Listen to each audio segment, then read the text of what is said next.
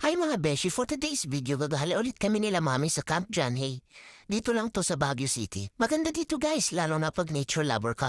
Tingnan nyo guys yung mga paligid, super green at nakaka-refresh dito ng mind.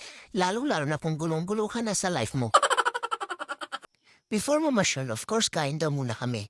Buhat-buhat nga ako ni daddy dyan. Takot baka habulin ko to yung pusang nakita ko.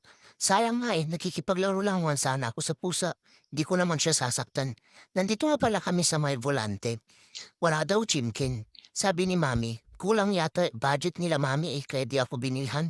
Pizza lang daw pero okay na to. Pagkatapos kumain, pumunta na nga kami sa mismong park. Tingnan nyo guys yung view.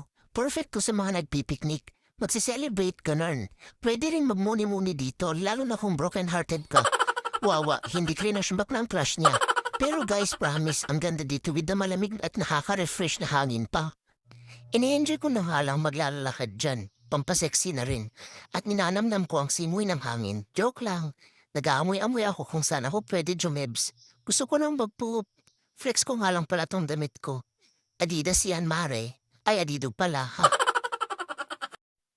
Inom muna tayo guys para stay hydrated.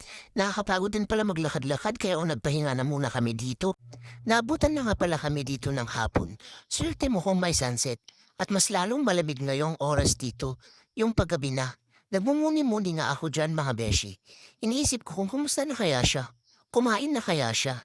May walang ganun, sumayat ka man. Pero ang lamig talaga ngayong oras na to ha. Kaya binalot na sa akin ni mami yung jacket niya.